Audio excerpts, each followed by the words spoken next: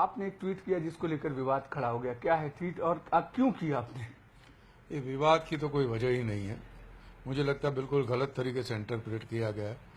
पहले जो इंटरप्रेट ये किया गया कि मैं इससे भड़काऊ है, मैं हिंसा फैलाना चाहता हूँ, बिल्कुल बेबुनियाद बात है। बेबुनियाद इसलिए है कि अगर आप अरुंधति जी को वहां बैठते हो तो अरुंधति जी वो तो यूं कहिए कि उनकी वेल विशर है, उनकी जो आइडियोलॉजी है उसको सपोर्ट करती है।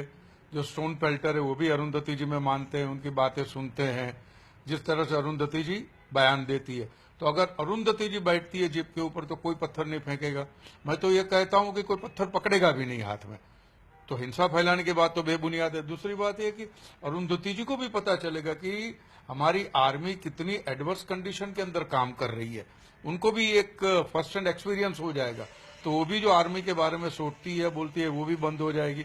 दूसरी बात यह है कि एक क्रांतिकारी नेता होते हैं जो अपने जेएनयू के जो मोहतरमा है शैला रशीद, उन्होंने कहा कि अब गौतम गंभीर को बांध दो। उन्होंने तो बिल्कुल फोटोग्राफ भी मॉर्फ करके रखा था।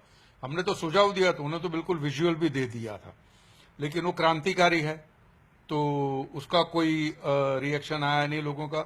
और एक स्टेटमेंट है हमारे दिग्विजय सिंह जी, उन्होंने कहा कि पीडीपी और बीजेपी का गठबंधन जिसने करवा था उसको बांध दो। तो ये दोनों ने उस व्यक्ति को बांधने की बात की है, उनको बांधने की बात की जिससे हिंसा फैले, लोग पत्थर मारे। तो अब इसमें भड़काऊ भाषण या भड़काऊ बात कौन कर रहा था?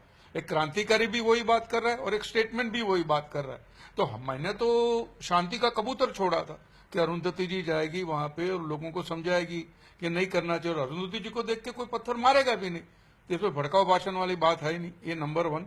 नंबर 2, मैं इसलिए सपोर्ट में आया, आर्मी को सपोर्ट करना हर सिटीजन का फर्ज है, मैं ये समझता हूं। मैं एमपी बाद में हूं, बीजेपी का बाद में हूं, पहले मैं नागरिक हूं। कल उठ के मैं जब एमपी नहीं रहूंगा तो क्या मैं देश का नागरिक मिट जाऊंगा? नहीं, मैं नागरिक हूं और नागरिक रहूंगा।